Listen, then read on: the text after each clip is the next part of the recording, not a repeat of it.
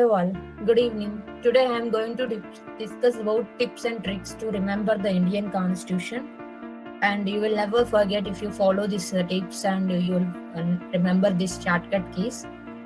The first thing you should know about our Constitution. Our Indian Constitution is longest written constitution in the entire world.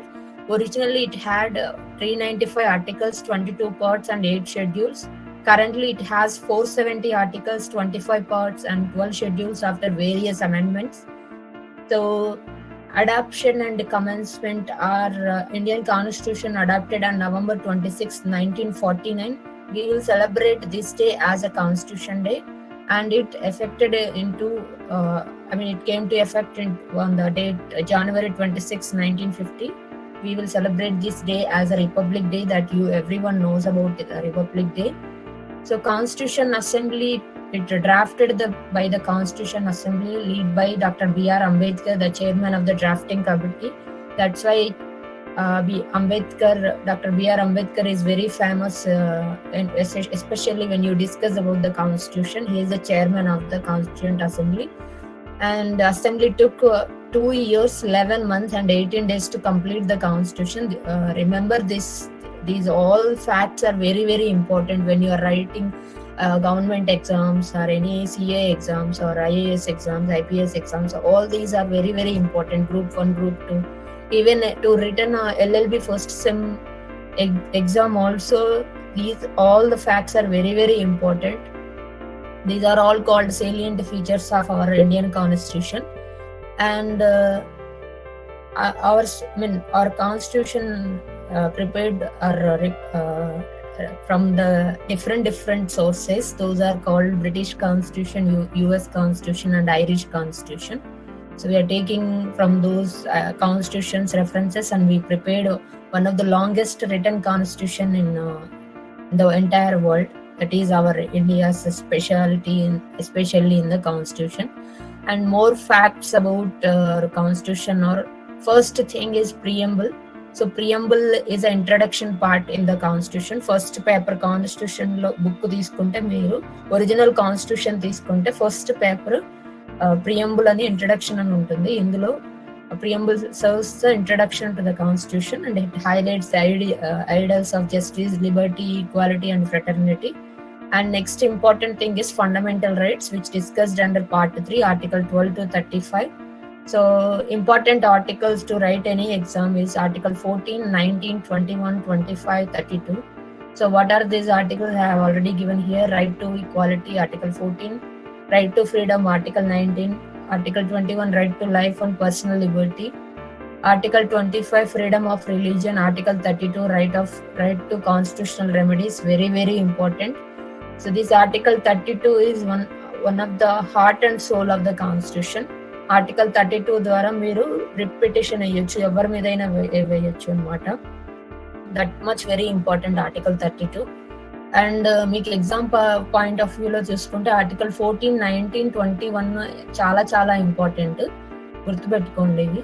And next, DPSPs are one of the important, which are discussed under part 4, article 36 to 51. DPSP is the short form of Directive Principles of State Policy.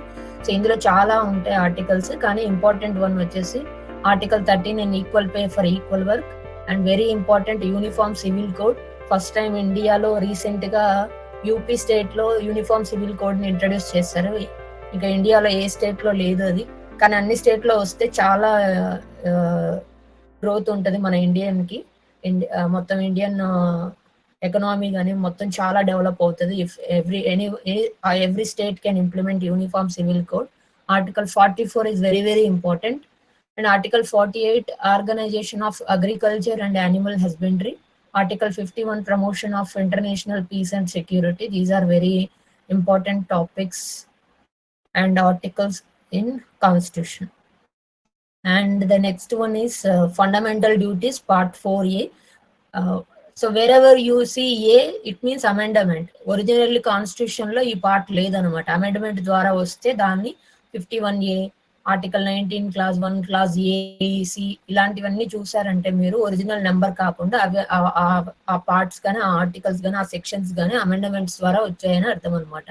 So initial గా fundamental duties అనేది మన constitution లో లేదు, కానీ 42nd amendment ద్వారా fundamental duties ని మన constitution లో యాడ్ చేశారు. So it contains 11 fundamental duties for every citizens should follow that. So important కొన్ని వాట్ ఆర్ ఫండమెంటల్ డ్యూటీస్ అంటే సంథింగ్ లైక్ మీరు అవతల వాళ్ళ ఫండమెంటల్ రైట్స్ ని మీరు కాపాడాలి, అండ్ మన ఇండియన్ ఫ్లాగ్ కి రెస్పెక్ట్ ఇవ్వాలి, ఎక్కడంటే అక్కడ పడేయకూడదు, అలాంటివన్నీ. అండ్ రైట్ ఎన్విరాన్మెంట్ క్లీన్ గా ఉంచాలి, రోడ్ మీద సిగరెట్స్ తాగడం ఇట్లాంటివన్నీ ఎన్విరాన్మెంట్ ని డ్యామేజ్ చేస్తాయి. సో అది మీ ఒక సిటిజన్ గా మీ యొక్క ఫండమెంటల్ డ్యూటీ. మీరు అది ఫాలో అవ్వకపోతే మీ మీద కేసు అనేది ఫైల్ చేయొచ్చు అనమాట. That is very important fundamental duties. And also union and state government. So president of India article 52 president of India ఏం చేస్తారు, వాళ్ళ duties, responsibilities. And also Article 74, Council of Ministers with the Prime Minister as a head. Article 123, President's Ordinance Making Power. Article 145, Controller and Auditor General.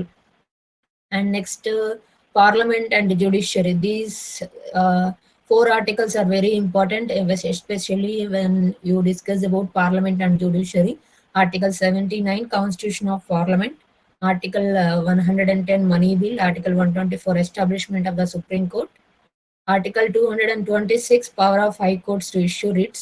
So especially exams time లో మీకు question అడుగుతారు, high courts function, supreme court function అనేసి. అప్పుడు ఈ article 124 and 126 అనేవి మీరు exam లో రాయాల్సి వస్తుంది. These are very very important. Please try to learn all these and remember. So ఇప్పుడు నేను మీకు చెప్పిన టాపిక్ వచ్చేసి ట్రిక్స్ అండ్ టిప్స్ అన్నారు, మళ్ళీ మీరు అన్ని ఏదో చదువుకుంటూ వెళ్తున్నారని మీకు సో విసుగొచ్చి ఉండొచ్చు ఇప్పటి వరకు చూసిన వాళ్ళకి. And next is our next I'm going to reveal the shortcut keys. And one of the 2 important things are in a constitution is emergency provisions. Very very important. Article 352, 356 and 360. And amendments and special provisions. Amendments అంటే ఇంతకు ముందు ఒక article ఉంటుంది, ఆ article ని కాలానుగుణంగా కొన్ని changes రావడం వల్ల మనం ఆర్టికల్ ని అమెండ్మెంట్ చేస్తాం, కొన్నిసార్లు రద్దు చేస్తాం. అలా ఎవరైనా ఆర్టికల్ ఏదో కొత్తది ఏదైనా యాడ్ చేయాలన్నా, పాతది రద్దు చేయాలన్నా we will use amendment. Article 368 అనేది అమెండ్మెంట్ ప్రొసీజర్ ఉంటుంది, very very important for exams. And next article 370, special status to Jammu and Kashmir. So ఇది క్యాన్సిల్ అయిపోయింది 2019 లో, మీ అందరికీ తెలుసు, చాలా sensational news. And article 371, special provisions for other states like Maharashtra, Gujarat and Nagaland etcetera. Even for Andhra Pradesh also we have a special status, but I don't know when they will implement. So these about important articles. And next coming to the shortcut keys. So very very important. So ఇప్పటి వరకు నేను ఏదైతే topic చెప్పానో ఇవన్నీ మీకు గుర్తుండాలంటే ఈ short cut keys తెలిస్తే చాలు. సో అవన్నీ ఇంపార్టెంట్. ఏ ఎగ్జామ్ రాసినా, మీరు జూనియర్ సివిల్ జడ్జ్ ఎగ్జామ్ రాసినా, లేదంటే మీరు రేపు ఏదన్నా LLM ఎగ్జామ్, ఎంట్రన్స్ ఎగ్జామ్ రాసినా, ఏ గవర్నమెంట్ ఎగ్జామ్స్ తీసుకున్నా కూడా ఇప్పటి వరకు చెప్పినవన్నీ వెరీ వెరీ ఇంపార్టెంట్. సో అవి గుర్తుపెట్టుకోవడానికి నేను ప్రియంబుల్ అనే కాన్సెప్ట్ చెప్పాను. ప్రియంబుల్ అంటే ఏంటి? Introduction of the first page ఉంటుంది కదా కాన్స్టిట్యూషన్ అనే బుక్ లో, ఫస్ట్ పేజ్ ప్రియంబుల్ అనమాట. సో ఆ ప్రియంబుల్లో కొత్తగా కీవర్డ్స్ యాడ్ చేశారు. సో ఇంతకుముందు మన కంట్రీ ఓన్లీ సావరియన్ సంథింగ్ ఫెటర్నిటీ ఇవన్నీ ప్రమోషన్ చేసేది, కానీ అమెండ్మెంట్ ద్వారా ప్రియంబుల్లో కొన్ని కీవర్డ్స్ యాడ్ చేశారు. ప్రియంబుల్ అంటే ఇది అనమాట. సో అది ఆ వెరీ వెరీ ఇంపార్టెంట్ థింగ్స్ ఏంటంటే sovereign, socialist, secular, democratic, republic. So ఇవి గుర్తుంటే చాలు. మీకు ప్రియంబుల్ మీద క్వశ్చన్ వస్తే ఈ 5 టాపిక్స్ మీరు అక్కడ మెన్షన్ చేస్తే మీకు ఖచ్చితంగా మార్క్స్ అనేవి పడతాయి. సో ఇది గుర్తుపెట్టుకోవడానికి షార్ట్ కట్ కి SSDR అనమాట. సో ట్రిబుల్ ఆర్ సినిమా లాగా SSDR ఇది గుర్తుపెట్టుకోండి షార్ట్ కట్. వన్ ఎస్ అంటే సావరియన్, 1 more S socialist and 1 more S secular, D means democratic, R means republics, SSDR. And the next shortcut key is remembering important articles and parts. So fundamental rights చెప్పాను, DPSPs చెప్పాను, fundamental duties చెప్పాను, emergency provisions, finance commission, amendment procedure అవన్నీ చెప్పాను కదా.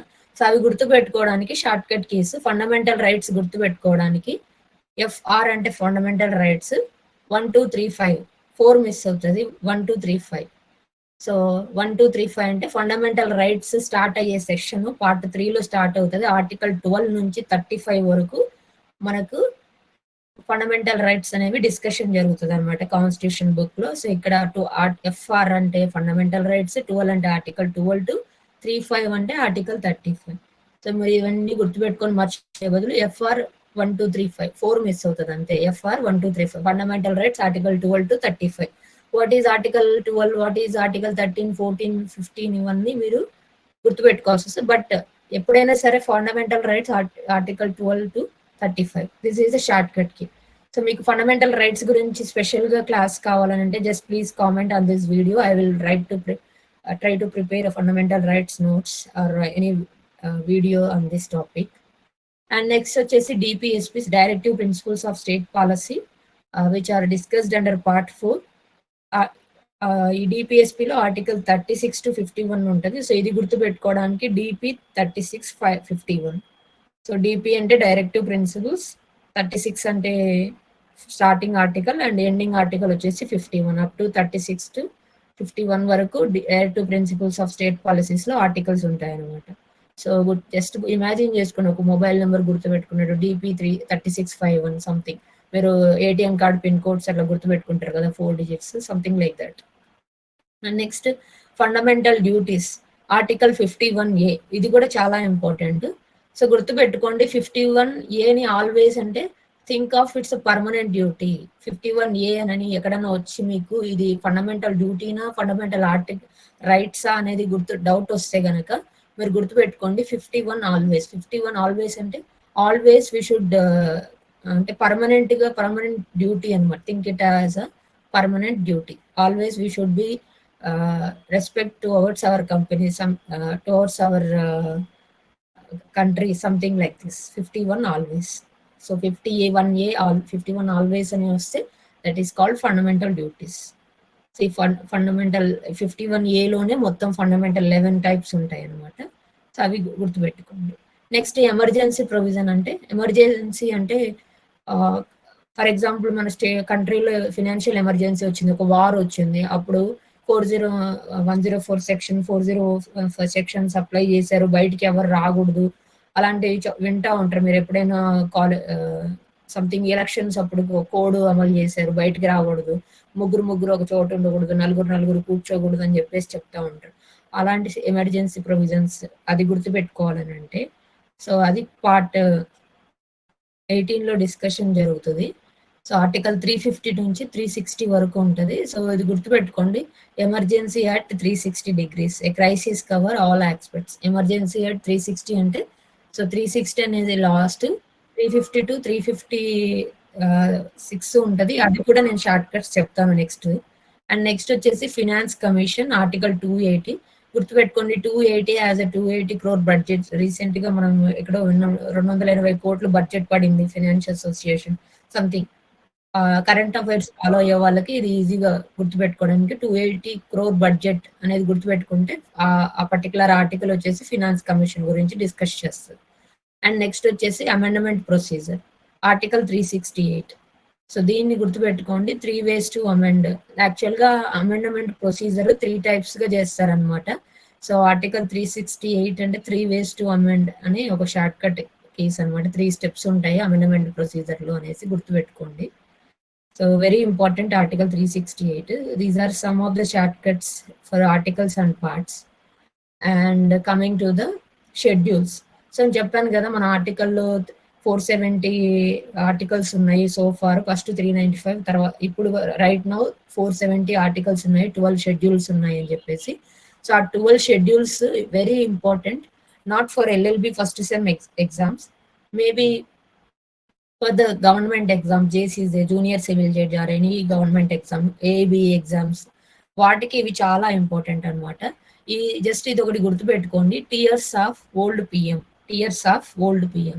So first tears of టీలో tea అంటే territories and states. So territories and states అంటే ఏంటంటే lists all the states and union territories of India along with their respective territorial boundaries గురించి discussion చేస్తుంది అనమాట. నెక్స్ట్ ఈ అంటే emoluments contain provisions related to the salaries, allowances and privileges of constitutional office holders such as the president, governor, judges and MPs. So salaries related discussion జరుగుతుంది. So ఏ అంటే affirmation and oaths అనమాట. So ఇది వచ్చేసి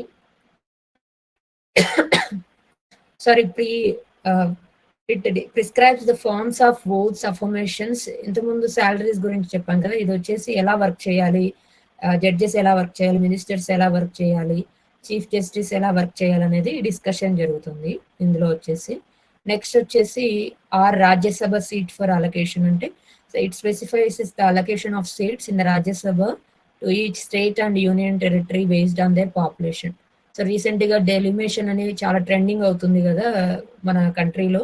so దాని related అనమాట.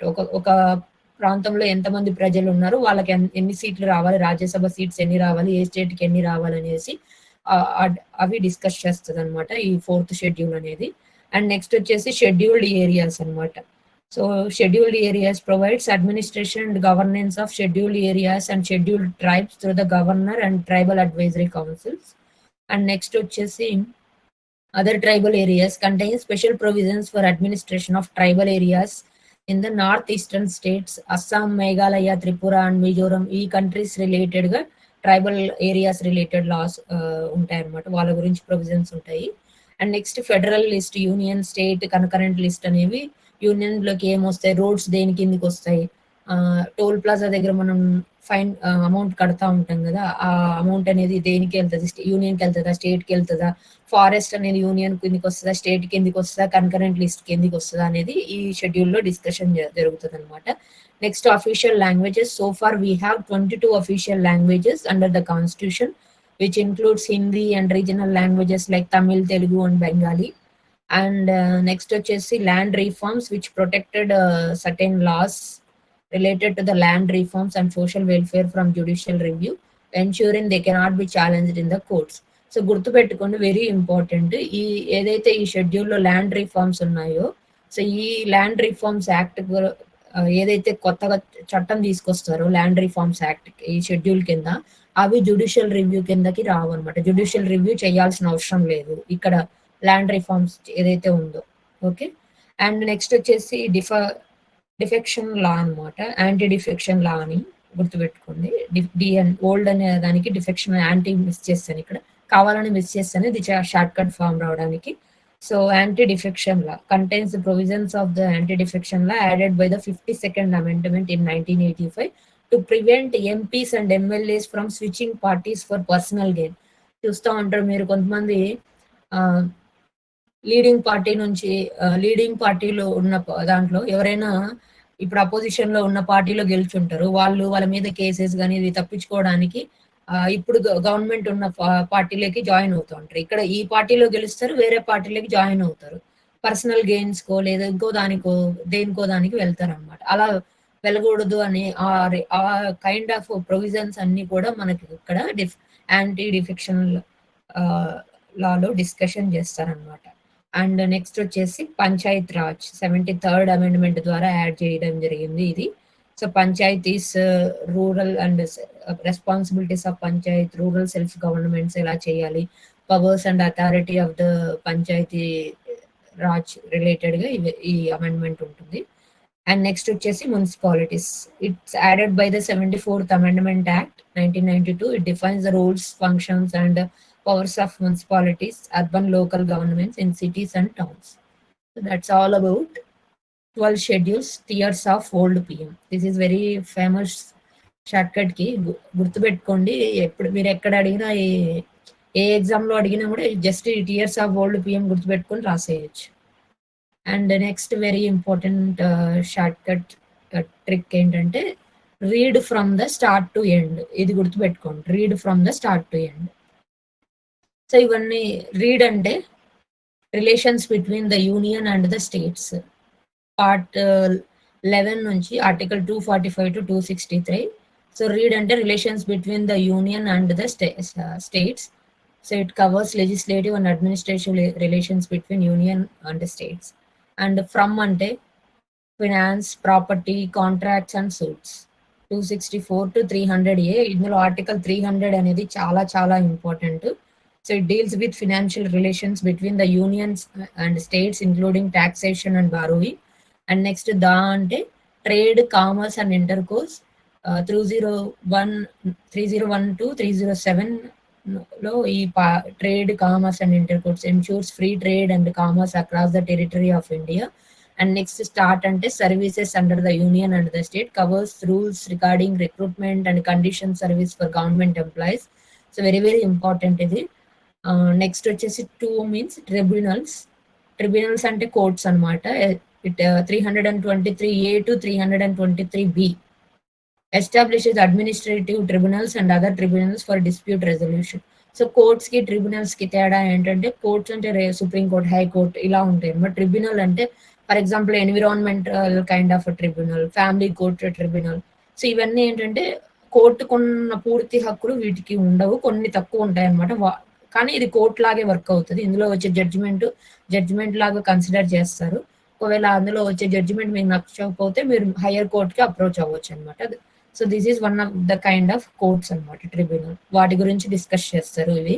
So ఎందుకు ఈ ట్రిబ్యునల్ స్టార్ట్ చేశారంటే, ఇవి అమెండ్మెంట్ ద్వారా చేశారనమాట. ప్రీవియస్ గా కోర్ట్స్ మాత్రమే ఉండేవి, కానీ ఎందుకు ఇవి ట్రిబ్యునల్ స్టార్ట్ చేశారని అంటే ఈజీగా తొందరగా మీకు సొల్యూషన్ రావడానికి, ప్రజలు ఎక్కువ రోజులు ఒక జడ్జిమెంట్ కోసం వెయిట్ చేయకోకుండా ఈ ట్రిబ్యునల్స్ ని అప్రోచ్ అయ్యి వాళ్ళ ప్రాబ్లమ్ ని సాల్వ్ చేసుకోవడానికి యూజ్ అవుతాయి. అందుకని అమెండ్మెంట్ 3A, B ఇలా ఉంటే అమెండ్మెంట్స్ అనమాట.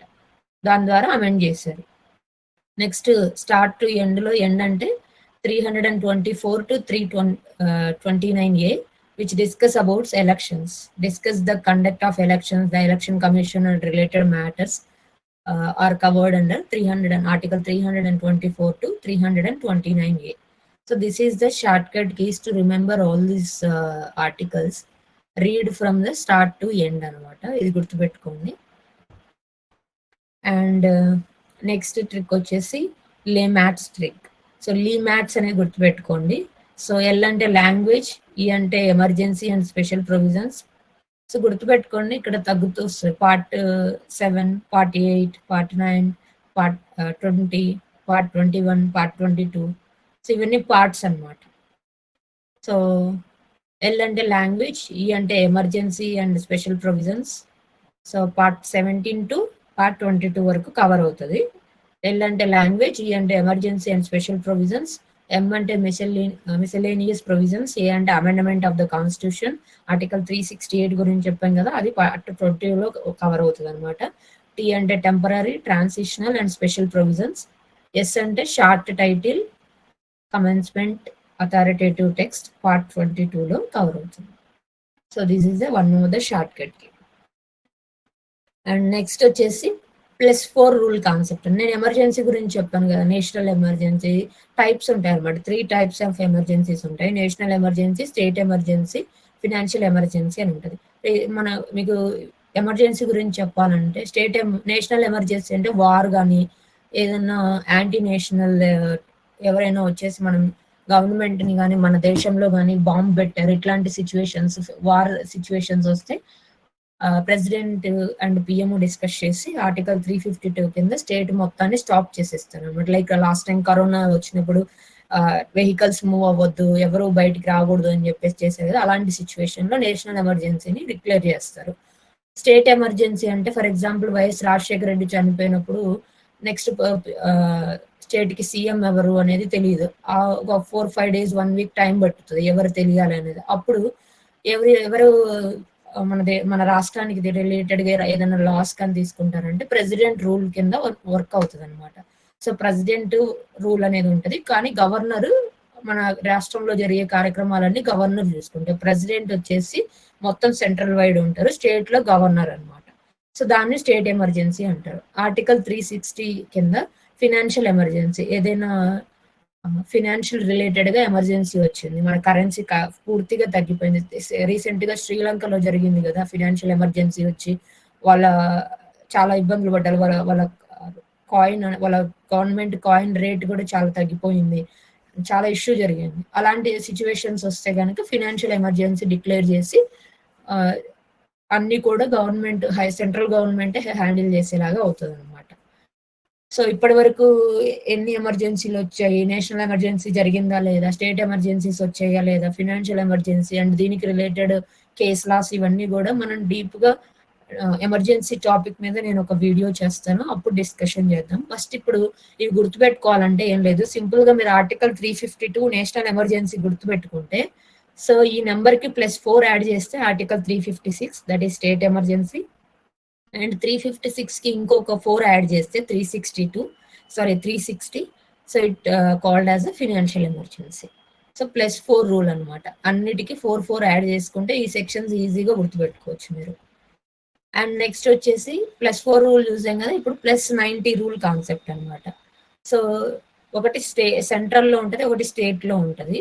టాపిక్ సేమ్ ఉంటుంది, annual financial statement budget. Annual budget ఎంత రిలీజ్ చేశారని సీతారామన్ ఈ విధంగా రీసెంట్ గా గోల్డ్ హైక్ అయ్యింది, అలాగే కార్ ప్రైజెస్ ఇంక్రీజ్ అయ్యాయి, సంథింగ్ బడ్జెట్ పెడతా ఉంటారు కదా, బడ్జెట్ సమావేశాలు అనేసి. సో సెంట్రల్ లో అయితే అది 112, స్టేట్ లో అయితే 202 ఆర్టికల్ కింద డిస్కషన్ ఉంటుంది. So the president lays the union budget before parliament while the governor presents the state budget to the state legislature. So president వచ్చేసి యూనియన్ బడ్జెట్ పార్లమెంట్ లో పెడతారు, అదే స్టేట్ లో అయితే గవర్నర్ పెడతారు. సెంట్రల్ కి 112, స్టేట్ కి 202. సో ఈ రెండింటికి 112 కి +90 యాడ్ చేస్తే 202 అనమాట. సో మీరు 112 గుర్తుపెట్టుకుంటే ఈజీగా +90 యాడ్ చేసి స్టేట్ కి అప్లై చేయొచ్చు, annual financial statement budgets. So ఇవన్నీ ఆర్టికల్స్ అనమాట. ఆర్టికల్ 102 లో state central related budget financial statement ఉంటుంది, దానికి 90 యాడ్ చేస్తే 202, అది స్టేట్ లో అనమాట. అలాగే 114, so this discuss about appropriation of bills. So after the budget is passed, the president gives assent appropriation bills for union expenditure and the governor does the same for the state అనమాట. So అక్కడ president bill చేశాక union expenditure కి appropriation ఇస్తారు అనమాట, assigned ఇస్తారు. So అదే state లో governor చేస్తారు. ఆ రిలేటెడ్ డ్యూటీస్ అన్ని కూడా ఆర్టికల్ 114 లో ఉంటాయి సెంట్రల్ లో అయితే, అండ్ స్టేట్ రిలేటెడ్ అయితే 204 ఆర్టికల్లో ఉంటాయి అనమాట. ఇక్కడ 114 కి +90 యాడ్ చేస్తే 204 వస్తుంది. That is called +90 rule concept. And next one వచ్చేసి 117. So this discuss about financial bills. Financial bills అంటే రెవెన్యూ ఎంత వచ్చింది, ఎక్స్పెండిచర్ ఎంత అయింది స్టేట్ కి, లేదా ఎంటైర్ కంట్రీకి రెవెన్యూ ఎంత వచ్చింది ట్యాక్సెస్ ద్వారా లేదా ఇంకొక సోర్స్ ద్వారా, ఎంత ఖర్చు చేశారు, ఇవన్నీ కూడా ఫినాన్షియల్ బిల్స్ లో డిస్కషన్ చేస్తారు. సెంట్రల్ లో అయితే 117 +90 యాడ్ చేస్తే 207 ఇన్ ద స్టేట్ అనమాట. So this is called +90 rule concept. And next important things +89 rule concept, very important for the competitive exams. Okay, so 70 article 72. So pardoning power to the president అనమాట. So the president has the power to grant the pardons, reprieves the communication under the article 72. So దీనికి +89 add చేస్తే state కే వస్తుంది అనమాట. And next is article 74, council of ministers to aid the president functions and the advise of the council of ministers. So దీనికి +89 add చేస్తే state, ఇవన్నీ కూడా central అనమాట. Okay, and 76 attorney general of India అని అంటారు, attorney general of state government అనేసి మీరు వినే ఉంటారు అనమాట. అటార్నీ జనరల్ అంటే స్టేట్ అన్ని తీసుకునే న్యాయ సిచ్యువేషన్స్, న్యాయ సలహాలు కానీ ఇవన్నీ కూడా అటార్నీ జనరల్ ఆఫ్ ఇండియా తీసుకుంటారు అనమాట. అలాగే స్టేట్ లో కూడా అటార్నీ జనరల్ ఆఫ్ ఆంధ్రప్రదేశ్ అనేసి అలా ఉంటుంది అనమాట, తెలంగాణ అనేసి. So state attorney general of India అయితే 76, దానికి +89 యాడ్ చేస్తే వచ్చే article attorney general of state అనమాట. Next 78, duties of the prime minister. The prime minister has a duty to inform the president about government affairs and policies. These are discussed under 78. +89 add cheste chief minister related duties vastayi. And next 79, constitution of parliament. Parliament consists president, Lok Sabha and Rajya Sabha. What related rules anni kuda article 79 lo untayi. Ade state assembly related aithe +89 మీరు add చేస్తే వచ్చే ఆర్టికల్లో మనకు ఈ constitution of assembly అనేది వస్తుంది అనమాట. Next 86, president special address to parliament. +89 add చేస్తే స్టేట్ రిలేటెడ్. 100 వచ్చేసి voting in parliament, article 100. 189 article వచ్చేసి voting in assembly. And 102, disqualification of members of parliament 102. And plus 89 add చేస్తే disqualification of members in assembly state. 110 definition of money bills and plus 89 add చేస్తే state లో వస్తుంది అనమాట. 111 president's assent to bills and plus 89 add చేస్తే state లో governors assigned to bills అనేది వస్తుంది అనమాట. So this is plus 89 rule concept and articles. And that's all about all the tips and tricks of our entire Indian constitution. So far, ఇప్పటి వరకు మీరు చూస్తున్నారంటే you really liked my video. Thanks for watching up to this, and please like and subscribe our channel, and please feel to ask me if you have any doubts in the comment box of my YouTube channel. I will reply all you. Thank you so much.